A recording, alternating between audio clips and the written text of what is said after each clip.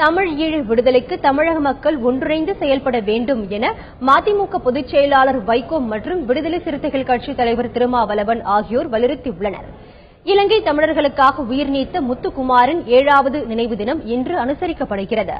இதனையொட்டி சென்னை கொளத்தூரில் வைக்கப்பட்டிருந்த அவரது உருவப்படத்திற்கு மதிமுக பொதுச் செயலாளர் வைகோ, விடுதலை சிறுத்தைகள் கட்சித் தலைவர் திருமாவளவன், நடிகர் சத்யராஜ் ஆகியோர் மலர்தூவி மரியாதை செய்தனர். பின்னர் செய்தியாளர்களிடம் பேசிய வைகோ மற்றும் திருமாவளவன் ஈழ விடுதலைக்காக தமிழக மக்கள் ஒன்றிணைந்து செயல்பட வேண்டும் என வலியுறுத்தினர். தாய் தமிழகத்திலே உள்ள தமிழ் இளம் தலைமுறை பொது வாக்கெடுப்புக்கு மக்கள் சக்தியை திரட்ட வேண்டும்.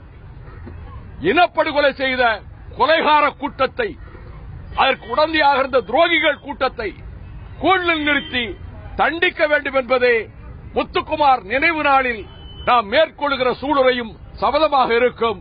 உலகம் முழுவதும் பறந்து வாழ்கிற தமிழர்கள் தமிழ்நாட்டு மக்களை பெரிதும் நம்பியிருக்கிறார்கள், தொடர்ந்து நம்பிக்கொண்டிருக்கிறார்கள். எனவே தமிழீழம் அடைகிற வரையில் தமிழ்நாட்டு மக்களுக்கு இதில் பெரும் பொறுப்பு இருக்கிறது என்பதை உணர்கிறோம். இதனிடையே சென்னை நுங்கம்பாக்கத்தில் சாஸ்திரி பவன் அமைந்துள்ள ஹேடர்ஸ் சாலைக்கு முத்துக்குமாரின் பெயரை சூட்ட வலியுறுத்தி தமிழர் எழுச்சிப்படை அமைப்பினர் சாஸ்திரி பவனை முற்றுகையிடும் போராட்டத்தில் ஈடுபட்டனர்.